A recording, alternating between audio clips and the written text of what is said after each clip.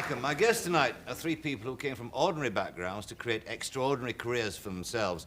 One's the daughter of a Sydney tram driver who became one of Australia's most versatile and popular all-round entertainers, and she is Miss June Salter.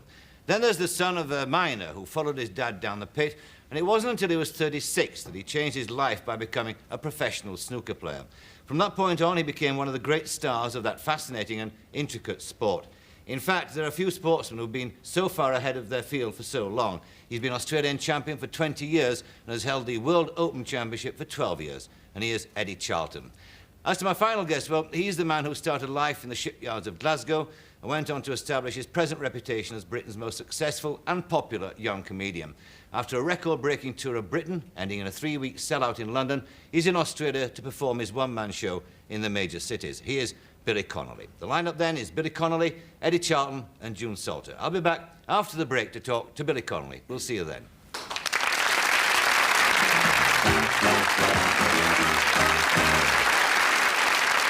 Welcome back. My first guest tonight started his working life in the Glasgow shipyards, then worked as a welder on an oil rig in Biafra, became a paratrooper for a brief spell and started his stage career with a young singer called Jerry Rafferty in a folk group called the Humble Bums.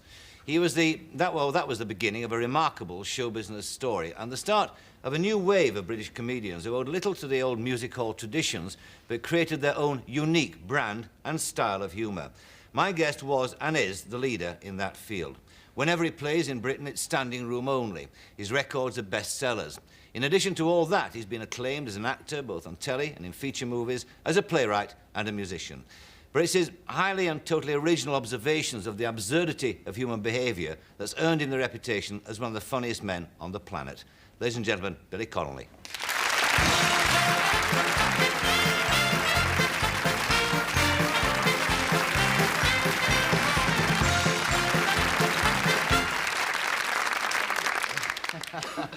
What about, I mentioned this thing there about this odd eye you have about human absurdity, human behaviour. Have you always had that?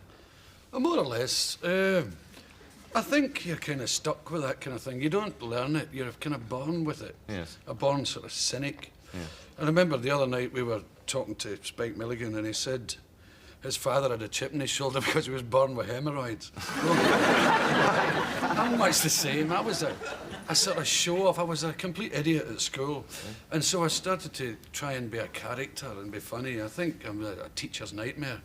But you can't help be absurd. If you go to, when I was learning the sort of how to be funny, I thought I'd go and see some people in theatres in Scotland, variety theatre, sort of vaudeville thing. And you can't cease to notice the absurdity of people sitting in the audience, sort of, they're all rain-soaked, their hair stuck to their face, and the guy's just been made redundant that morning, you know. And a guy in a mohair suit comes out and sings, "Life is a cabaret." You can't help it. Yeah. Or have you ever noticed that if somebody gives you a Cartier lighter or a Dunhill cigarette lighter, you've got it for 3 days and somebody nicks it? And if you get one of those disposable ones, you've got it for the rest of your life. Even when it's finished, you keep finding it in drawers.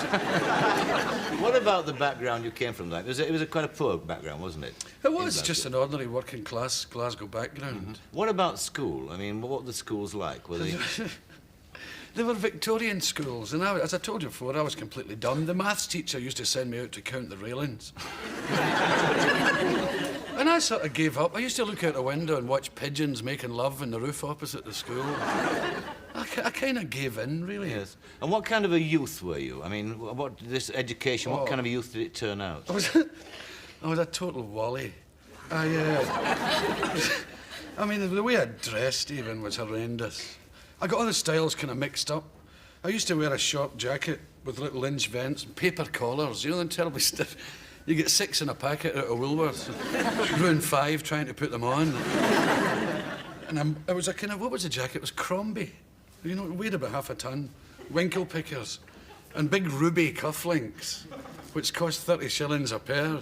You looked as if you owned South Africa. And what about, I mean, was this dressing up, was this to attract ladies in the main? I mean, was to make myself attractive to women. Windswept and interesting. I'll tell you another thing, the style then was tie and hanky to match. Yeah. And, you know, remember those lilac tie and hankies? And the hanky wasn't even a hanky. was 3 wee bits of cloth like that, and a big piece of paper stapled on it. So if your girlfriend burst into tears at the movies, you whip it. The least they could have done was make it blotting paper. A big piece of paper. What about, I suppose in those days when you were growing up there, it was courting, wasn't it, that you did? I couldn't have, my big failing was I couldn't chat to women. I didn't have the velvet lines, like guys like you, the smoothies. Sure. I was like, no, really? Because, you know, when you look like that, it's a bit horrendous. So, and I had a pal, Joe West, who showed me, because women were always refusing to dance with me, you know, because I look like a man with a head transplant. Like, my body's quite neat, but this thing stuck in the top. And they would all say, no thanks. And they all stood in a line and said, and like an idiot, I would ask the one next to her, would you like? No. You? No. I'd just go home myself.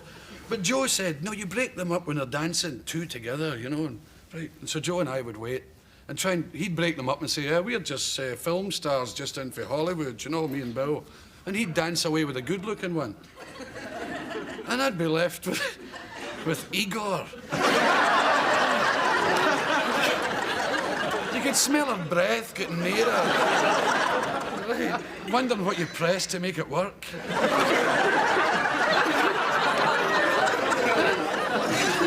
I don't know what to say, and I always really blew it with terrible lines like, I'd be dancing around and I'd say, yeah, you don't sweat much for a fat bird.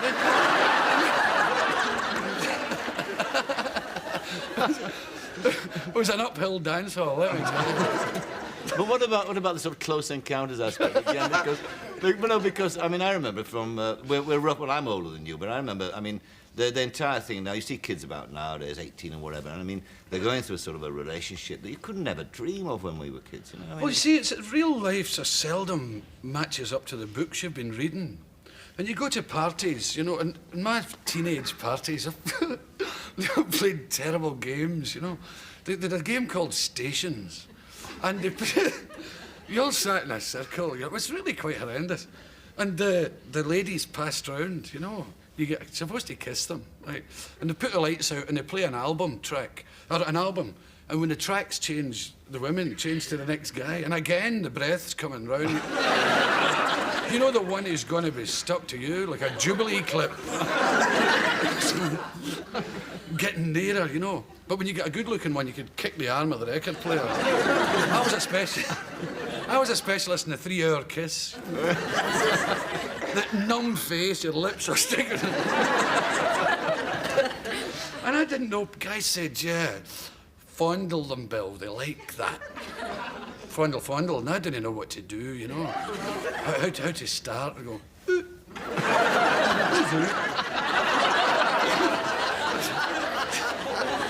Sitting in the movies, and your arm goes numb, you haven't moved it yet.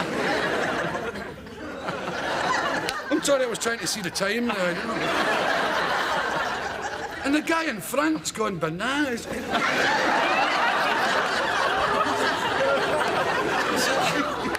Said, just, if you screw that off, going to throw it in here.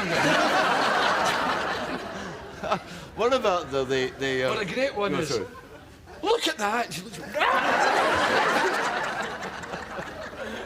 What about the area you grew up in? I mean, you were born in a part of Glasgow, weren't you? It's a tough area of Glasgow. And I suppose that people nowadays, particularly people over here, they have this kind of image of the Glaswegian. You know, it's the accent. So true. So true. Well, when Glasgow people speak, it's like dogs fighting.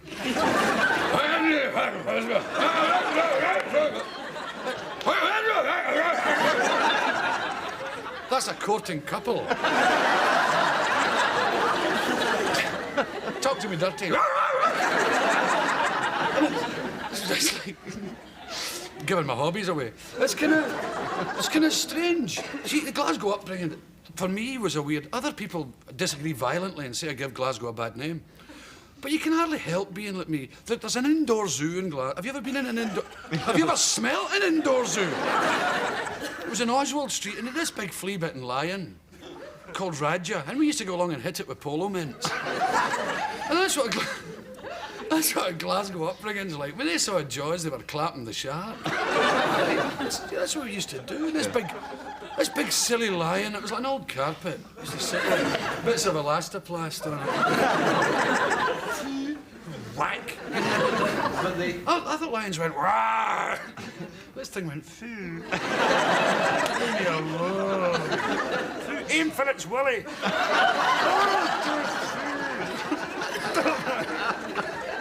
But is it really as violent, that city, as it's made out to be? Again, the No, image it gets an overdose of publicity, the violence in Glasgow. I suppose it is a violent place. It sounds violent, it looks violent. Glasgow is built in black and white. It's not a coloured place. It's grey and black and white. I had an amazing picture taken once, and I had a sort of crazy suit on and everything, but it became very apparent that I was in colour and Glasgow was in black and white. It's an extraordinary place. It's a beautiful place too. A lot of people don't realise that. I suppose, again, though, the image abroad that's transmitted of Glaswegians is mainly, and Scots people generally, is when you see, which you see here quite a lot, football fans tearing up Wembley and that sort of thing. But, I mean, they are a special tribe, aren't they, the Scottish football fans? They are. I mean, I don't know where these guys come from. I never see them in Scotland. And then Wembley turns up. And this thing with 4 kilts on. Silver platform boots. Comes chat. We passed a pub in the last time of the week. I mean, they look like, the guy looks like a Scotsman designed by a committee, you know. And we passed this pub. I've never seen anything like it. There were about 3 deep in the pub sitting there. The pub looked like a tin of maggots. And the staff behind the bar are going, "Good God Almighty." And everybody was drinking, so they must have been just helping themselves. I've never seen anything like it in my life. I don't know where they come from. I think they live in a cave somewhere. And they let them out and they march down and they all... But this Wembley was funny because Scotland was on trial, really. How dare they? But Scotland was on trial because of all the violence before. And we experienced it as well. I mean, it was getting out of hand. A guy come up to me in the street and said, "I hope you die soon, you bastard." I thought, my God, he reads Burns, eh?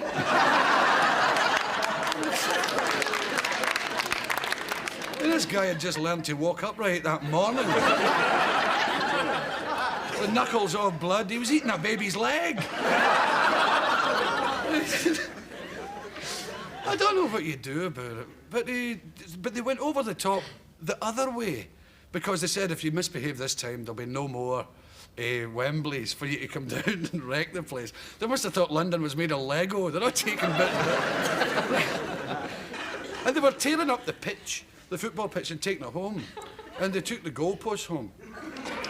And my friend Peter McDougall had a whole crowd of them staying in his house in London, and he opened the fridge in the morning to get the milk, and it was full of bits of Wembley. And all these clansmen lying snoring and farting on the floor. The whole thing, but this time they were cuddling people, which is twice as frightening. I love you. I much preferred it when you hated me. But it was funny on the way back. We were in the car going, and the taxis and everybody were all sort of going very slow, and the guys were all walking along the pavement because we won, you know, and they were all singing songs. And they started running over to our car when they spotted me and saying, "Sign my bum," and they were lifting the kilts, and I was saying, the guys in the rest of the traffic couldn't believe it. What's happening here? And me shoving hands up kilts. Let's close this spot with a bit of music from you, Billy, because when did your love of music start? Quite a long time ago. I worked in the shipyards and I thought, oh, it was okay. The shipyards were fun, but I thought, God, is this it? Is this my lot forever? And so I started practicing instruments and playing. I wanted to be sort of windswept and interesting. Mm-hmm. And this was one of the first instruments I started playing. It's a sort of 34-string breadboard. What's it called, in fact? It's an autoharp. Autoharp. It's very handy. People throw tomatoes at you, they get sliced in there and fall out. What are you going to play? I play... This is a wee song. It's a pretty song. When I first got this, I used to practice on my mother. She'd sit in the settee and I'd bang away, hear this. And the only song she knew right through was When I Grow Too Old to Dream. So if any of you know it, just, carry on.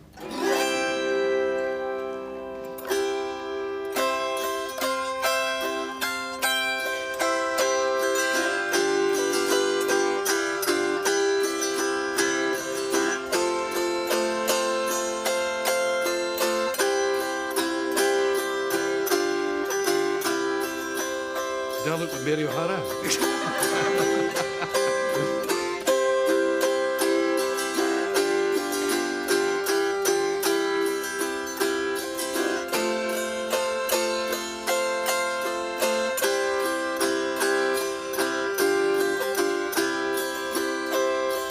When I grow too old to dream, I'll have you to remember. When I grow too old to dream, your love will live in my heart. So kiss me, my sweet, and so let us part. And when I grow too old to dream, yeah, that kiss will live in my heart.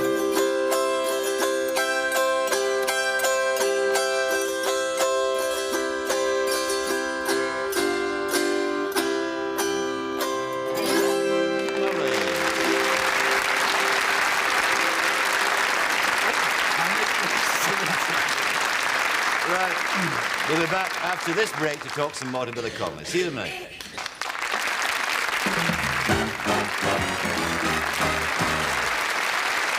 Welcome back. My guest is Billy Connolly. Billy, you mentioned there just before we took the break that you worked in the shipyard as a welder. Was that a source of inspiration for humour? It was indeed. But it isn't supposed to be. They were kind of... It's a horrible place, a shipyard. Well, it certainly was then. I think they've improved a great deal since. But it was, as a matter of fact, the shipyard I worked in was bought by Australia and shipped out. Yeah, they bought it lock, stock and barrel, yeah. And they've got a lot of money, these people. But I knew so many crazy people in there. When the doors close behind you, it's a bit like a prison camp, you know, or a prison, I suppose. People start to invent their own kind of humour just to remain a bit sane. Because there's water running down your neck and all that, and electric shocks. So, but I knew a guy called Sanny Boyd in the shipyards who was my total... I wouldn't be a comedian if it wasn't for Sanny Boyd. He was just such a crazy man. Like the toilets, for instance, in the shipyards were horrific places, you know, they were really medieval kind of things. I won't go into the details, you know, but Sanny told me that when he was an apprentice, 16, the same as me, he said, you should have seen... Because I used to say, the toilets are awful. He said, luxury, son, luxury. What do you mean, luxury, luxury? And he told me what like they were when he was 16. Apparently, like, they didn't even have any doors. You sort of sat there, you know. And people could talk to you. Hello, Bill. Hello. Which accounts for the popularity of the Glasgow Herald, which is a big newspaper.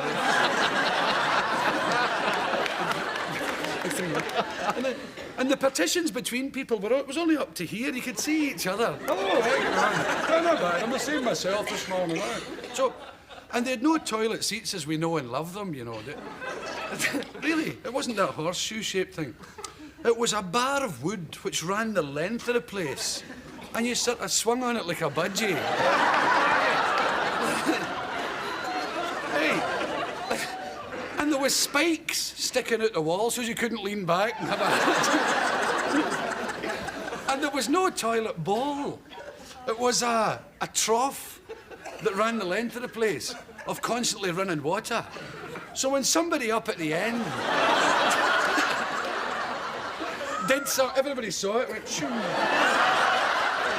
So you're looking good this morning, John. You could pass little notes, you know. They made, am I supposed to talk to them? I don't know how to look at. They made wee boats and passed notes along. Smithy is a stinker, pass it on. Hey, if the guy at the end had a curry, everybody get burned.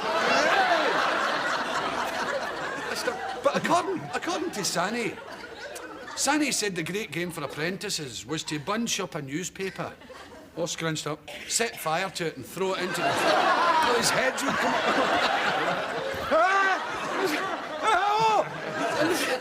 These grown men jumping into the air with their pubic hair ablaze.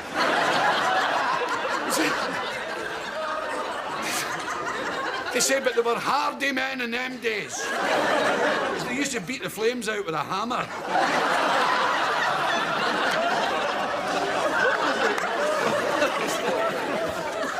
What was the most down and out you've been, though? Because, I mean, you went on the road and you were down and out in London, weren't you, for a while? I was indeed. George Orwell and me, down and out. Yeah, yeah. It was awful. It was kind of nice, really, because I had been making money as a welder, quite decent money. And then I decided to do this for a living, and so you have to go to the pits and start again. So I was making about £20 a week, and my rent was about 14, and I had a family by then, and a big dog and everything. So I actually had to walk to my gigs. I'll never forget the night that we were in Queen Elizabeth Hall, Run of Thames, top of the bill. And because we owed so much, we didn't get any money. I remember coming out and hitchhiking home, and the audience all getting into their cars. And I thought, what's this all about? And then we got lower again, although I always had a kind of profound belief in myself. I don't know whether it's a thickness in me or a naivety, you know. I think if you look up thick in the Oxford Dictionary, you'll find a picture of me. I always had this belief that I could crack it, and I remember we got so low that all we had was porridge. Every Scottish family's got some porridge in the cupboard. They don't eat it all the time or anything, but they've always got some as a standby. And we made this porridge. It was the last of the porridge we made in a big plate, and I ate as much as I could. It was in a big sort of terrine thing, the stuff that was left, and I thought, what are we going to do with this? So I cut it into oblongs, sort of fish finger shapes. And then I fried it. And then I grilled it. And I put curry powder on it. And it was kind of wobbly like that. And we ate it, and it was rotten. Curry porridge. And we put it out for the birds, and they didn't eat it. But how difficult is it now? I mean, now you're successful, as you say, the most successful stand-up performer in Britain. How much, and a lot of your humour is very anarchic, how difficult is it to retain that posture when you are successful like you are? It's not difficult at all. If you can let the money get to you, if you like. If you want to hang about South Molton Street in London with a trendy wee street and buy all the expensive clothes, if you want to wear leather shirts and drive about in a Gucci coloured Rolls Royce, it's up to yourself. I mean, I know guys who've got Gucci dogs, right? And it's, if you want to do that, fair enough, and you will find yourself being drawn into that middle class nonentity world, because there's no comedians from there. They don't breed comedians. It's not funny in there. Really, they're all killing each other, trying to keep up with the other guy. The trick is drag them down. Right? And so I've never let money bother me. You know, I've got the green plastic in the restaurant, yes, the American Express and all that kind of trick. He is that soldier. But an Apache arrow this far north. But it doesn't bother me at all. I don't think about money and things like that. You know, you've known me for a long time. I've always looked like this. That's true. But I mean, what about your humour, though? I mean, is there a point to it, apart from making people laugh? There kind of is a point. I've always avoided this index finger school of comedy. You know, all that. And once I was reading all George Orwell and Steinbeck and Hemingway, and I thought, I'll change the world, right? I'll be all left-wing, and I've got visions and things. Nonsense. It was rubbish. At one point, I could relate that pen to politics, if you asked me. And I was becoming the most awful political bore, because I thought I knew all the answers. But you grow out of these things. Humour is for laughing at. Nobody knows why it happens, why I can say a sentence and they all, hopefully, the shoulders go up and down and they laugh. Nobody knows why you do it physically. So when you analyse it, it goes away. So what you do is, if you realise you've got an inherent sort of talent to do it, hopefully, live with it. But you don't, of course, you don't tell jokes as such, do you? I mean, your entire act's based on anecdote, and everything becomes a kind of a sketch with you, doesn't it? Aye, it tends to do that. I start with a line, just a wee throwaway, maybe. Like, I've been doing a thing recently with Prince Charles, and just throwing the line in about Diane, the efforts of her trying to look smaller than him, you see. And, you know, poor lassie's walking like that. And I find that completely absurd. She can be taller than him if she likes. And so I start with that, and if people laugh, I keep it in and stick another one on top of it. So like that, it grows, and often it becomes something it didn't start out to be. I mean, has anyone grown, any one line, any one sketch grown into something else altogether, into a play or something? Aye, well, I for the first time in my life, all my stuff grew organically like that. And then one day I said, I'm going to sit down and I'm going to write a story instead of all this ad-libbing, living on the edge all the time. So I sat down and wrote, and the longer I wrote, it became a play. There was about 5 people involved, and then 7. And every time I ran out of characters, the door went and somebody else came in. Every time the plot was getting thin, the door went and somebody else, windswept and interesting, would come in, and the plot would change. And I did it at Edinburgh Festival, and we won a prize as a play. And then I wrote another 2 plays. Yeah. And then I was in a couple of plays. And then I did a movie which never saw the light of day. And well, we'll talk about that movie later, actually, because that was with Richard Burton, wasn't it? Oh, aye. Just to mention, I mean, you're on the road again now, which is what you like doing best of all, isn't it? Absolutely. That's going out and playing. You start in Newcastle this Wednesday, I think. Yeah, Wednesday. And then you're going all over the place Yes. with that. And also, of course, I mean, apart from being a funny guy on stage, you are a very, very good musician. This banjo we've got, this is your favourite instrument, isn't it, the banjo? The banjo, yeah. That was the first instrument I started. I saw Pete Seeger doing it on television, and I thought, that's what I'll play. And I went away and got it. Who taught you how to play? Okay, it was a guy called Bertie in Glasgow. I can't remember his second name. And he played in a place called the Folk Centre, and he was rotten. See, there was nobody could teach, nobody knew about 5-string banjo, how to learn it. There's not that many hillbillies in Glasgow. See. You got a lot of cowboys. Most of them are here, I think, Glasgow cowboys. And but it was great. He knew bits of things and taught me these bits. Like, he used to do The World's Waiting for the Sunrise. That was his favourite tune, but he didn't know it. And he taught it to me, but he'd sing the bits he didn't know. He was a one-finger player. And he would go, deedly, deedla.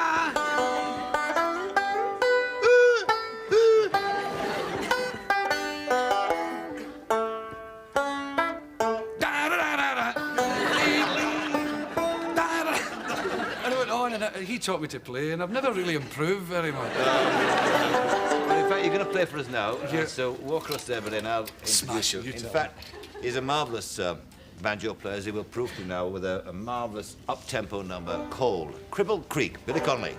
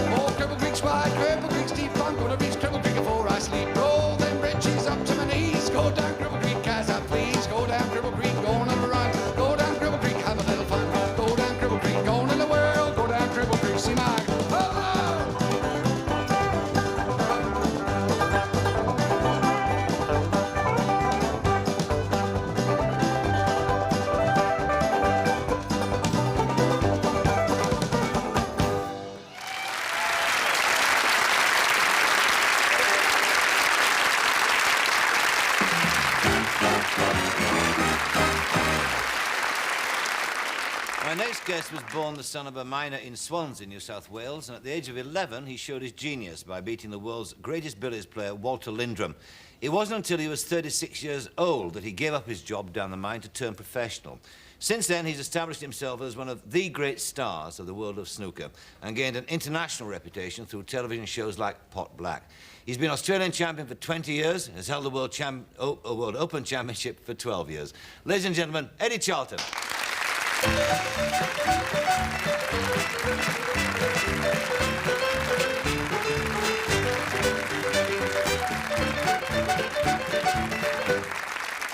Right. Did you really beat Lindrum at the age of 11? Yes, it's a fact. He was playing for the war effort and the Red Cross, raising money back in 1941. And he sent a telegram to my grandfather, and he said, "I believe you've got a grandson that can play the game pretty well. If you'd like to bring him down, we'll put him on one of our shows." And he did that. He conceded me 35 start in half a frame of snooker, and I beat him on the black. That was after he mucked about for quite some time, Michael. Right, a kind man. It was a lot of fun. Take up your cue then, mate, because we're going to do some these marvellous trick shots of yours. Now, this is, you've already set the first shot up. What is the trick here? Well, the idea of the shot, it's one of those impossible-looking shots. I'm going to try and make the blue ball off the end of the string of reds into this corner pocket. Right. Here we go.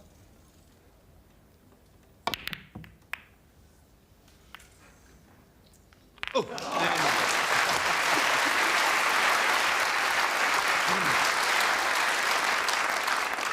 Now, what's your next trick going to be, next shot?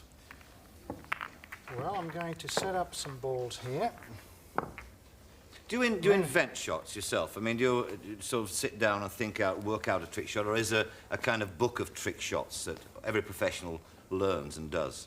Yes, well, I started to make them up myself. I started off watching the great players play when I was a kid, looking at their trick shots, particularly Walter Lindrum. And after you get on with it for a while, it's not difficult to understand that you can make up one trick shot from another. Right. So I have over 300 trick shots in my repertoire at the present time. If I took a month off, I could make them up to something like 600. Really?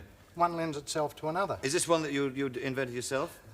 No, it is not. It's a very good shot, though, and it takes my fancy, this one. It's one of those, more of a fancy shot, I would say, than a trick shot, Michael. But the thing is, you could be playing a game of snooker and be on the blue ball and find yourself in this position. Oh, sure.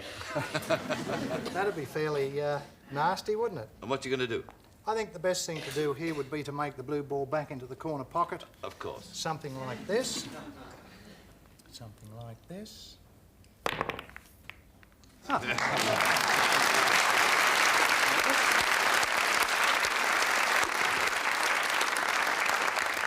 And then I wrote. What's the next one?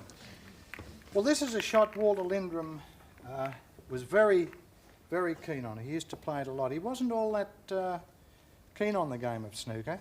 No, but, he was a great billiard player, wasn't he? Yeah, the greatest ever. Mm. Twice as good as the next best, Michael. Right. When you were a young lad at the age of 11, how much did you used to practice, Eddie? Well, I started off, I lived with my grandparents for 7 years. I would help my grandfather clean the billiard club that he owned in the mornings. I would get off to school, come back in the lunch hour and practice in the lunch hour. About an hour and a half in the morning, I suppose.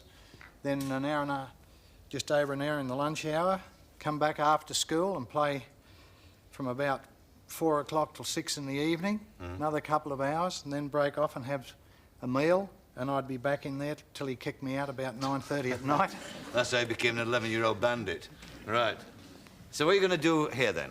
Well, the idea of this shot is to race the white ball right down the side cushion behind all 9 reds and eventually finish up by potting the blue.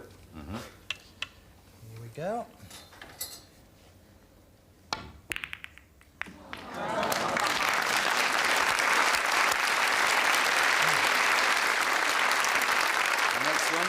Where you block off, yeah, right.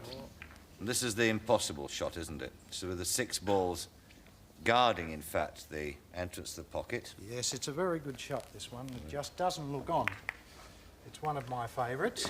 Got news for you. None of them look on to me, that is for sure. Well, here's one now where we cut the path off to the centre pocket with 3 pairs of red balls. Right. Just get them touching. Now, the blue ball is caught here in the centre of the table against 2 reds. And the idea of the shot is to play from here. I have to get the blue ball away from the cluster of balls here and into the opposite centre pocket. just an ordinary shot, Michael. Nothing to get excited about. It's the blue ball into the centre pocket.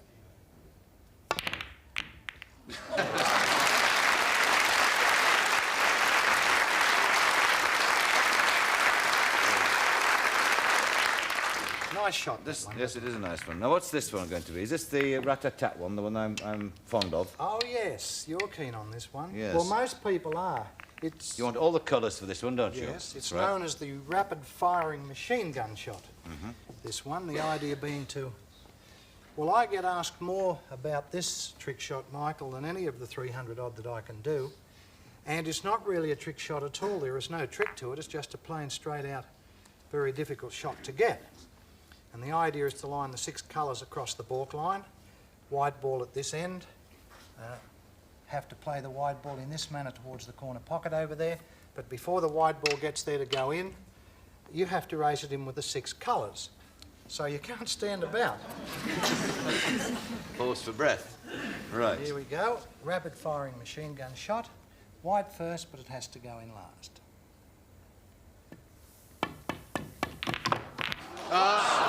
Whoops. Too slow.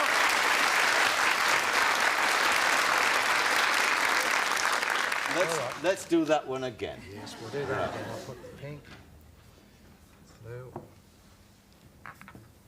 Getting too slow, that's the trouble. Do you like any bets in the audience on this one? No? What? Lay 5?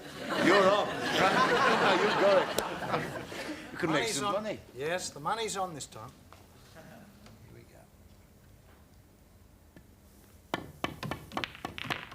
There you go.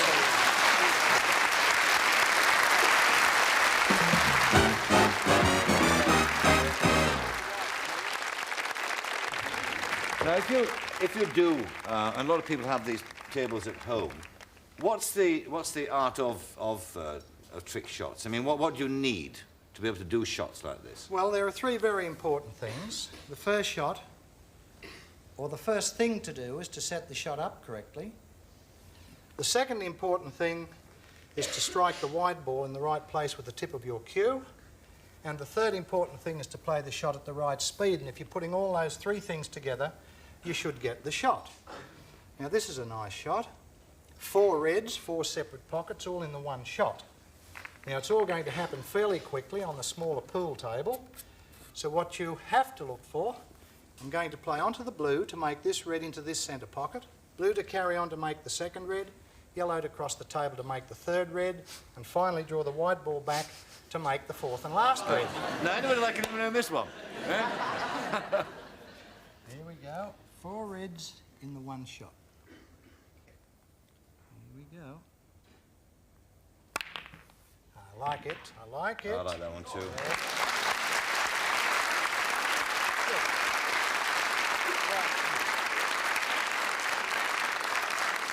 Now, this one you're going to do now, you're going to require the assistance of a young lady from the audience, aren't you?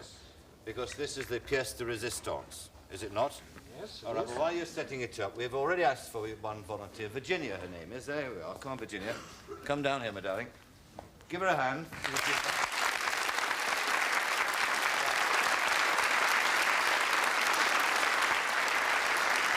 This is a death-defying act. Can you play this game? Can you not? You've never seen it played like this before, that's for sure. Now, what do you require Virginia to do? She's not done this before, I must tell you. We did rehearse it this afternoon, which is why we've got Virginia in as a replacement. He's a terrible man, isn't he?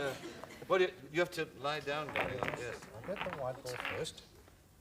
Right. Right, now the idea of the shot, Virginia, I'd like you to lie on the table on your back. That way? With your head just inside this cushion rail. Right. I'm going to ask you to take this block of chalk between your teeth. On top of the block of chalk, I'm going to place the blue ball. Here on the cushion rail will be 2 blocks of chalk, and sat on top of those the wide ball. And then, without being able to see that far corner pocket, Virginia, I'm going to crouch down here and play the blue off the top of your lips into the far top right-hand corner pocket. Absolutely painless. I bet when you came to this show, you never thought you'd be doing this, did you? No. All right, if you'd lie down, darling, please. Just put your head back there. Over here. That's it. That's right. Lovely, just come this way a little bit. That's it. Like an operating table. Does it remind you of anything? Chalk between your teeth. That's it. Now, ladies and gentlemen, this takes a lot of concentration, so I would ask you to be quiet for me, because it's only the other night a very lovely young lady accidentally swallowed a block of chalk.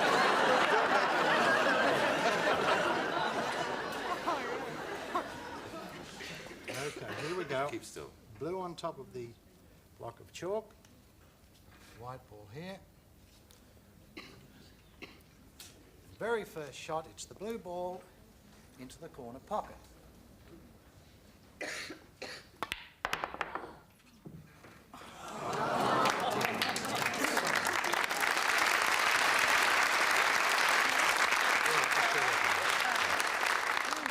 We'll do take 2 on that one. That's it. Whoops. Nice and fair. Thank you.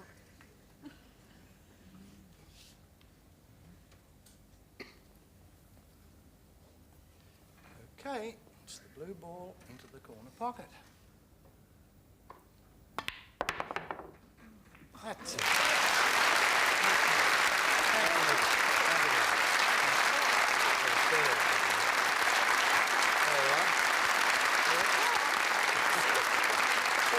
We'll take a break now. See you in a moment.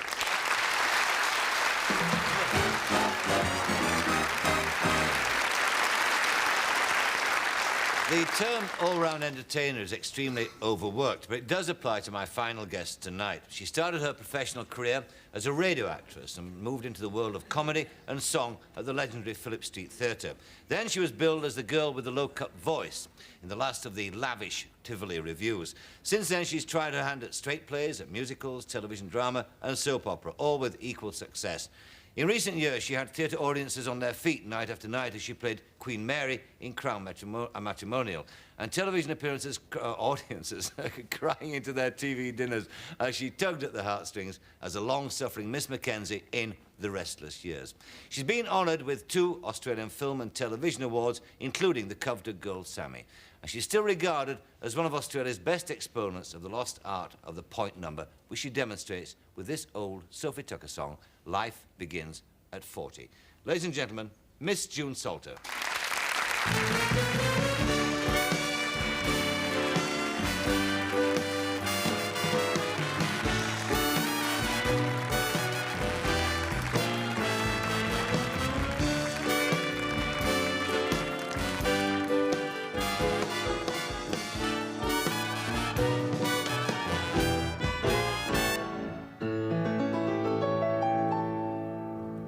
I've often heard it said and sung that life is sweetest when you're young. And kids 16 to 21 think they're having all the fun. Well, I disagree. I say it isn't so. And I'm one gal who ought to know. I started young, and I'm still going strong. And I have found, as I've gone along, that life begins at 40. That's when love and living starts to become a gentle art. A woman, if she's careful, finds that's when she's in her prime. And a good man, when he's 40, knows just how to take his time. Conservative or sporty, it's not till you're 40. You know the how, the why, the what, and the when. In your 20s and your 30s, you want love in large amounts. But after you reach 40, it's the quality that counts. Yes, life begins at 40. And I've just begun to live all over again.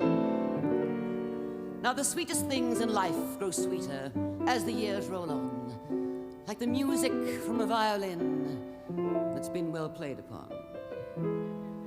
And the sweetest smoke is from a mellow, broken-in old pipe. And the sweetest tasting peach is one that's luscious, round and ripe. In your 20s and your 30s, you're just an amateur. But after you reach 40, that's when you become a connoisseur. then it isn't grab and get it and a beeline for the door. You're not hasty. You're tasty. You enjoy things so much more. For instance, a novice gulps his brandy down. He doesn't understand. But you observe a connoisseur, the way he holds it in his hand, the way he strokes it, fondles it, and warms it, as he should. And he smacks his lips, gently sips. And oh boy, does it taste good. Yes, life begins at 40. Then it isn't hit and run, and you find it much more fun. You romance a girl at 20, she costs you all your dough.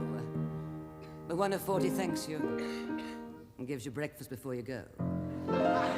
And girls at 20, all they want are big men with big physiques. Well, I don't say that it's bad, but you do get tired of those damn Greeks. Life begins at 40.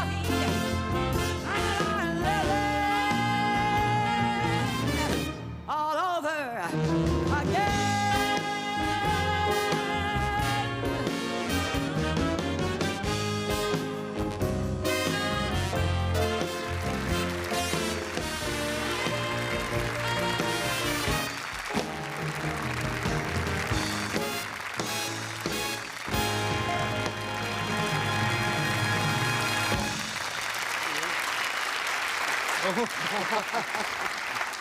Hey, it's real, this. Is it? Oh dear, I wish I'd known. Real live brandy. It is. Well, put it down at once. Oh, sorry. Thought it might be a prop. No, I'll just put the, this is a prop. I'll just put the Bernard Hammerman fur over the back of the chair. That's a nice song, that, actually. The old Isn't it Sylvie beautiful? Tucker song. It did have particular memories for you, that song. Life begins at 40. I did it a couple of years ago on a television show in Melbourne. And it was a show which was called Back to the Tivoli Days. And they had a lot of people who had worked at the Tivoli. Queenie Paul, Jenny Howard, Murray Fields, all sorts of wonderful people. And combined with the people who had worked at the Tivoli, they also then had a certain amount of younger people in the business who just, you know, have come up over the years since the Tivoli has all gone and all those lovely numbers were done. And after rehearsal, the beautiful John English came to me and he said, "That is the most amazingly wonderful song. Was it specially written for you?" And I said, "Well, no, unfortunately it wasn't." I said, "It was an old Sophie Tucker number." And he said, "Oh." So he was still none the wiser, and I thought, "June, you're getting old. The young ones don't even know who Never heard of Sophie Tucker. No. Ah, the worst thing, of course, is when your kids haven't heard of the Beatles. Oh, that happens. No, that happens too. Of course, you were a star on stage before you moved into television in Australia, and of course, you did the very first television broadcast in Australia, didn't you? When it first started? On Channel 7, yes. I was working at the Phillip Street Theatre, and we did segment from it. Yeah. What do you remember of those early Well, days? that was a very exciting night, but the first time I was ever nationally on a show was again in Melbourne, and it was a simul broadcast of radio and television, and I was to do a number similar to that, which was considered rather risque in the 50s, called Television is Tough on Love, which, you know, would mean nothing now with some of the things that we see and yeah. I love you, Mr. Connolly. Severely reprimanded, Billy, yes. However, I was very excited. It was a very glamorous number. It was with a big orchestra. And so we rehearsed it, and that was fine. And my big moment came, and of course, being live, terrified. And I heard the orchestra, big introduction. I did the verse, and then I suddenly thought I must be terribly nervous because all I can hear is the piano. So I finished the number, and they went to a commercial break, and everybody kept rushing around saying, "Oh, we're so sorry, we can't apologise enough." And I didn't know what had happened, and the reason I could only hear the piano was that after the verse, somebody kicked the plug out, and none of the orchestra could be heard, nor I, and they thought that perhaps I might be being picked up on the piano mic. But no, so all that anybody in Australia ever saw me do was rather like a female Marcel Marceau with this mad lady saying... Broke my heart. Every time I come into a television studio now, I have a little look around to make sure all the plugs are in. You've just finished this stint now. I mean, you've done a lot of television as Miss Mackenzie in The Restless Years. How did you define that character? How did I find her? No, how did you define it? Oh, how did I define Yes. her? Well, she was a very long-suffering lady.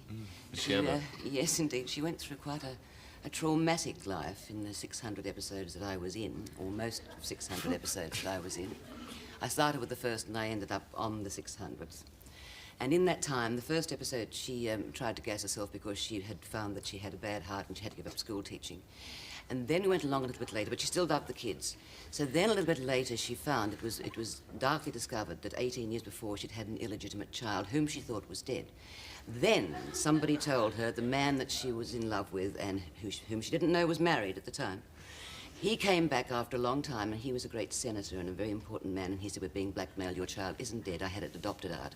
So then she went through trying to find him. Then somebody came in and pretended to be her son, just to get her money. I don't know where she got her money from. Oh, yes, she had a brother who burned himself to death, and he... And so, in actual fact, this other boy came along and pretended, so got Miss Mackenzie's money. Then he tried to kill her. Uh-huh. Yes, at the end of 1 year, we went off air for 10 weeks, and at the end of the episode going off air of the Christmas break, Miss Mackenzie was put into a box and taken away to be buried. And they all had to wait for 10 weeks to make sure whether she was or wasn't. Now, in between time, she has had all these years close association with her actual son, which only the viewers know. Miss Mackenzie never found out, and Peter Beckett never ever found out. Nick Hedstrom, who played Peter, left the series before I did, and we never ever came together. It was a terrible thing. It really was. But I must say that it didn't end there, because then she got hold of another... Oh, she was going to marry a man, and then she left him and married somebody else who tried to poison her.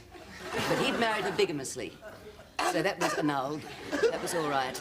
And then into her life came a dear little, beautiful little boy, whom you will remember won a Logie just recently. And she fostered him, but as she was single, she wasn't allowed to keep him, so he was taken away from her. It's all good stuff. It's all good stuff. And then finally, because I wanted to leave the series, they brought the first man back who I was going to marry, so they took us off over to Europe to be married. At least the writers didn't kill me off, which I thought was rather nice. That's marvellous, isn't it? All those exploits. Yes. What kind of audience identification do you get, though? Because we're all laughing at that, but of course they have a fantastic Yes, and following. you all sit at home, staring. She won't do it. Well, she won't. Yes, they all get... Well, a lot of young people wrote to me over the years. What with their problems and things, do they? Yes. Well, that's rather sad, isn't it? Rather touching. Well, I find that it is, because they do identify you as a real person, and indeed, after it had been known by the viewers that Miss Mackenzie and Peter Beckett were mother and son, I went up to the Warana Festival up in Brisbane, and we were riding on the backs of trucks and things, going through the streets with millions of people. And we came to a crossroad, and we had to stop, and a little Aboriginal boy rushed out of the crowd and grabbed hold of me and said, "Miss Mackenzie, Peter Beckett's really your son, but don't tell anybody." So I did. I had a lot of letters telling me that Peter Beckett was my son, and was there any way that I could find out, you know, the story. It's amazing. What kind of audience reaction did you have when you were playing Crown Matrimonial, playing Queen Mary in that? Well, that was rather wonderful, actually. I remember the people... Now, this is a piece of history they all knew, and a lot of the audience, of course, were people who remembered it. And yet I believe that in the foyer at interval they were all discussing, do you think he's going to abdicate now? What do you think, what will be the decision? And I believe in the ladies' washroom in between matinee and the evening performances, when the evening performance ladies went in to powder their noses, they didn't know what was happening, because all the matinee ladies were in there sobbing their hearts out. It was quite amazing. And another lady, one night, we were playing at the Seymour, and of course the stage is only about so high, and we came down in a tableau, and everybody sort of bowing and doing the thing, and this lady rushed down the aisle and jumped up on the thing. I thought, gosh, she's an anti-royalist, I'm going to get bombed. And she threw her arms around me, and absolutely in a bear hug, and she was kissing me on both cheeks, saying, "Sweetheart, darling, you're wonderful, Queen Mary, I love you, I've always loved you." And they're all still taking their bows, nobody's coming to my rescue. But she was so emotional, it was quite fascinating. Did playing Queen Mary have a lasting effect on you at all? No, I don't think so. when you were a kid, I said that your dad was a tram driver, wasn't he? He was a bootmaker first of all, wasn't he? He was a bootmaker by trade. That's yes, right, and then he drove the Sydney trams, yes, didn't he? he did. When you were this little girl and growing up with him, did you ever imagine that you wanted to be on the stage playing the Queen, playing Queen Mary?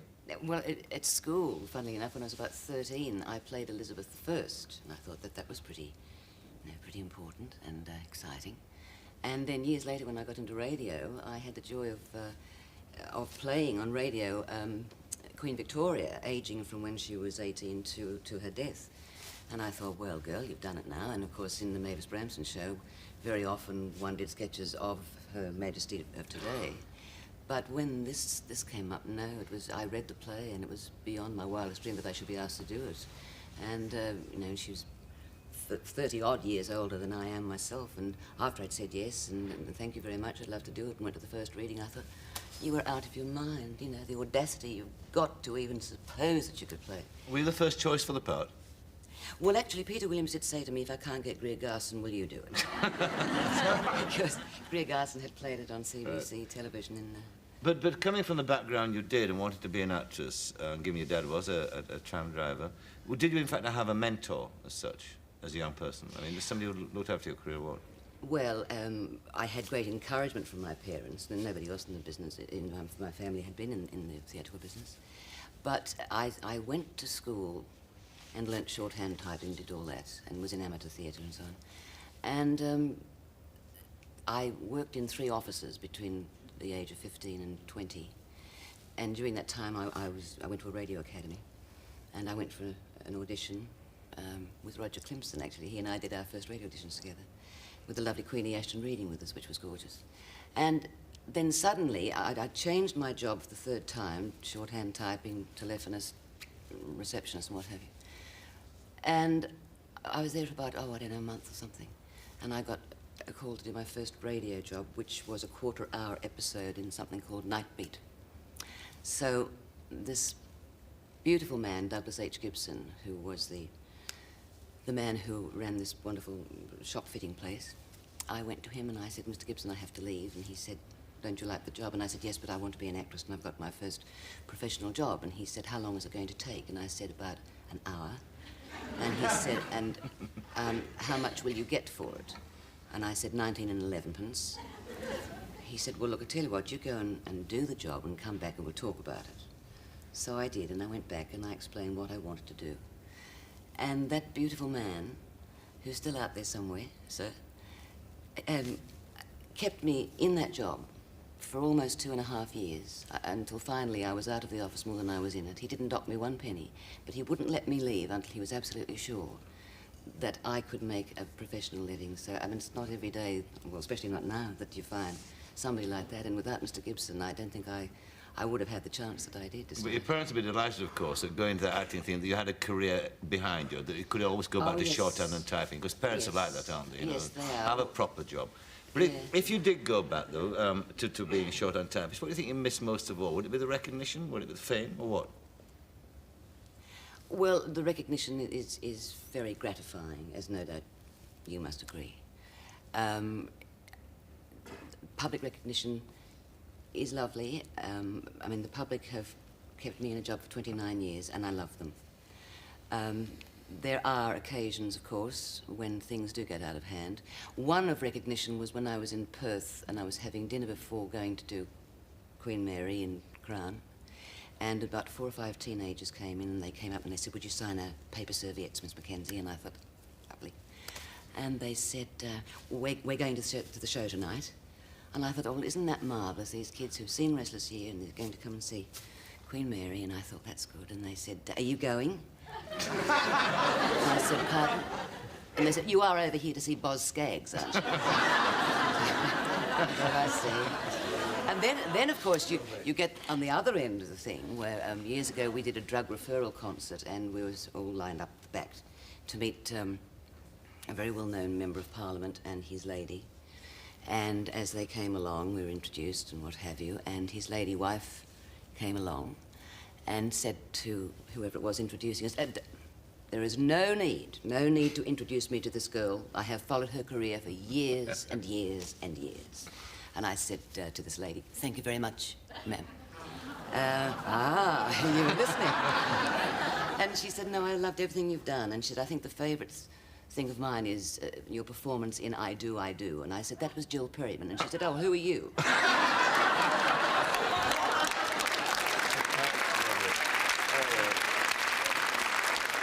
Well, we'll take a break there, June. We'll be back in a moment to talk some more to June Salter, to Eddie Charlton, and to Billy Connolly. See you after this break.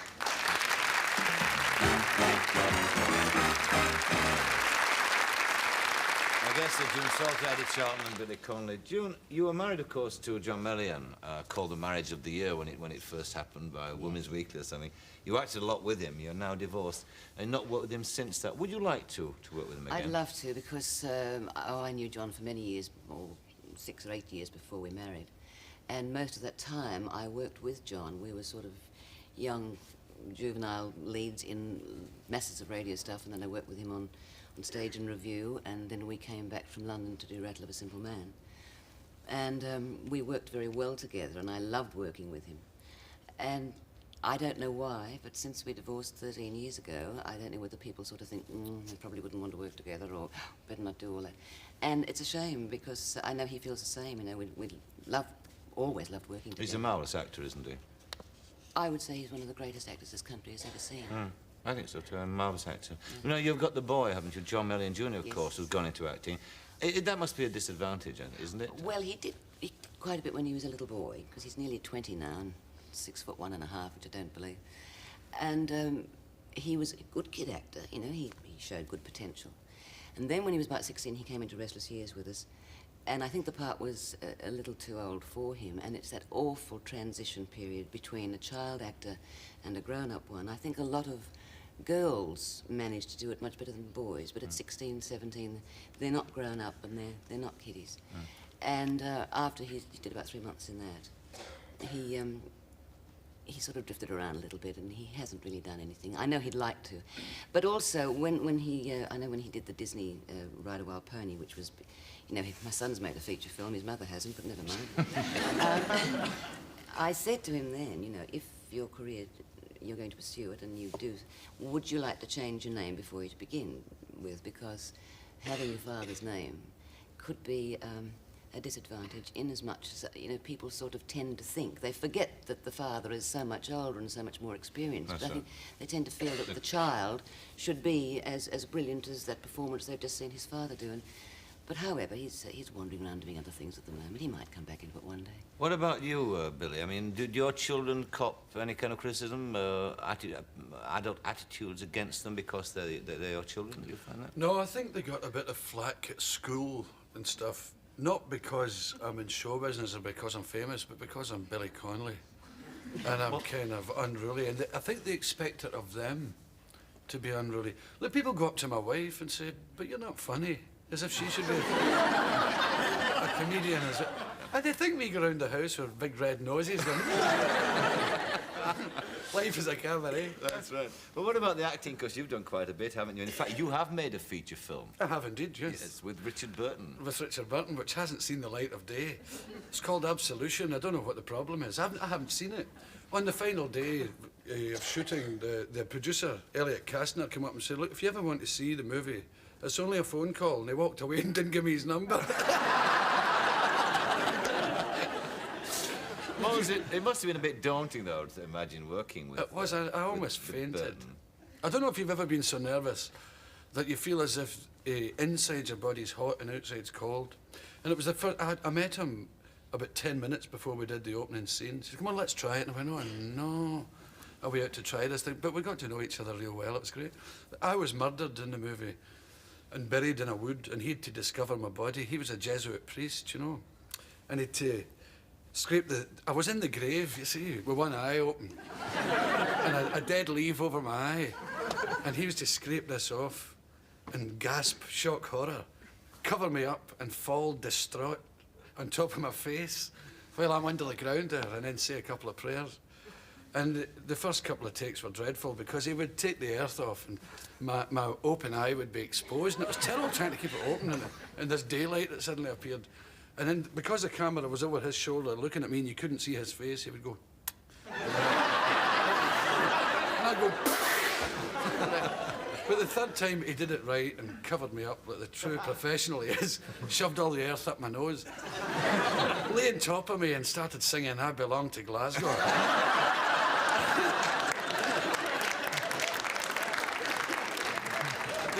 You got to know him, did you? Because I interviewed him once, and he's a very, very bright. He's a magical player. I really enjoyed his company immensely. Yeah. And they were leaving on the last day, and we're saying goodbye and everything. It was always kind of strange when you're doing I'm sure you'll agree, when the cast breaking up at the end of plays and things. It's highly unlikely to get the same bunch of people together again. So we're rabbiting away, and I said, look, there's only one thing you kind of has disappointed me about you. I said, I'd read all these years about the Hellraiser, Burton, the drinker. I said, you've been as sober as a priest? No, a judge. I've known a few priests. I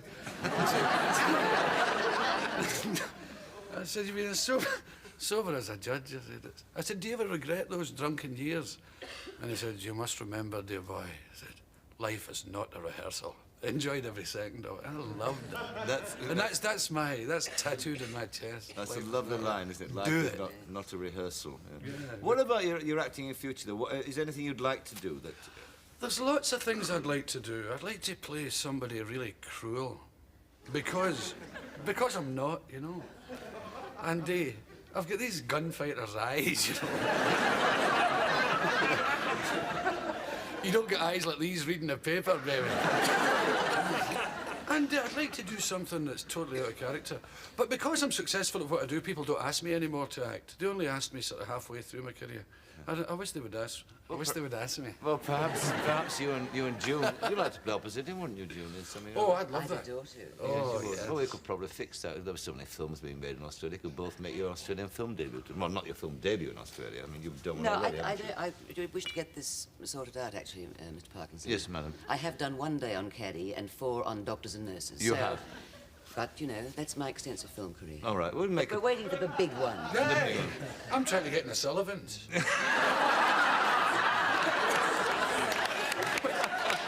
I thought the war was going to go forever. Don't worry, I've just done 2 episodes of that recently, so there's time.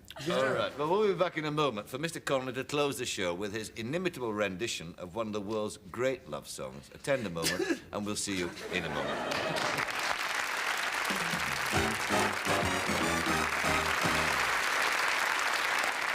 Well, just before we go, there's a sort of lullaby to send you off to bed or with a cocoa happy. It's a gentle love song, one of the nicest written in recent years, I suppose. Given a heartwarming, not to say heartrending, version by Mr. Connolly in his inimitable style. It's called Tell Laura I Love Her, Mr. Billy Connolly.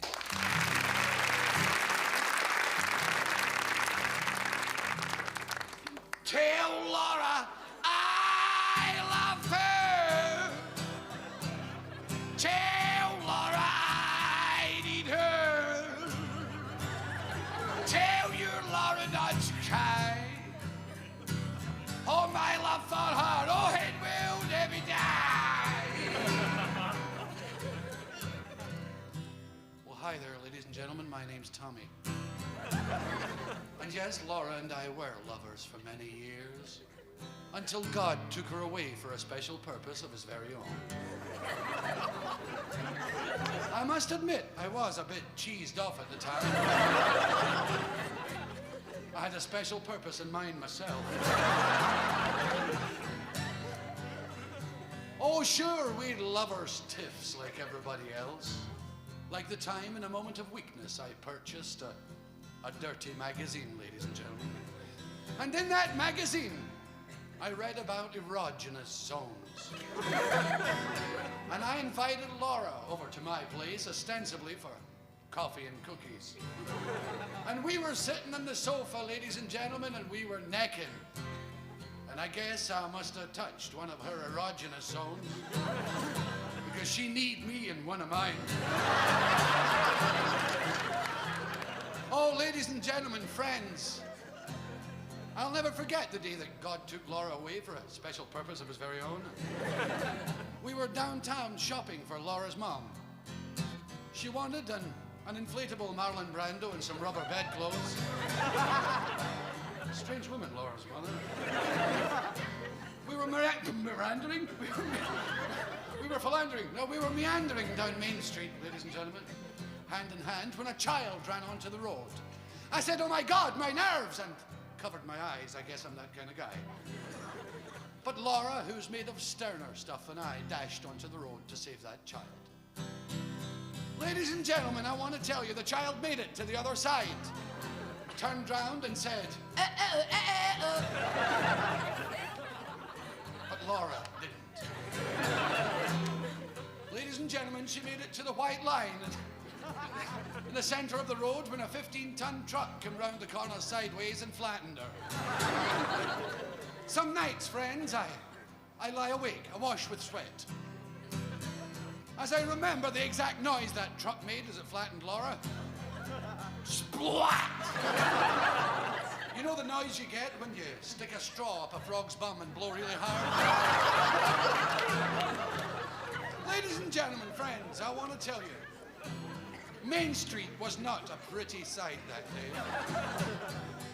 There was bits of Laura everywhere. I remember 2 bits were sliding down the post office window. And a big dog came round the corner and made off with a couple of bits. And it was with a heavy heart and a tear in either eye. I searched and I searched, but I couldn't find the bit I was looking for. Tell Laura I love her. Tell Laura I need it all together. Oh, tell Laura not to cry, 'cause my love for her, oh, it will never die.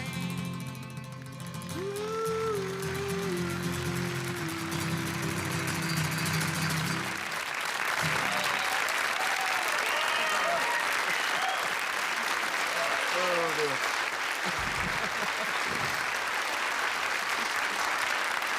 I'm never able to listen to that song again. My very special guest next week is Mr. Harry Belafonte, who doesn't sing that at all. Until then, my thanks to Billy Connolly, to Eddie Charlton, and to June Salter. Many thanks, June. And from all of us here, till next week, a very good night. Good night.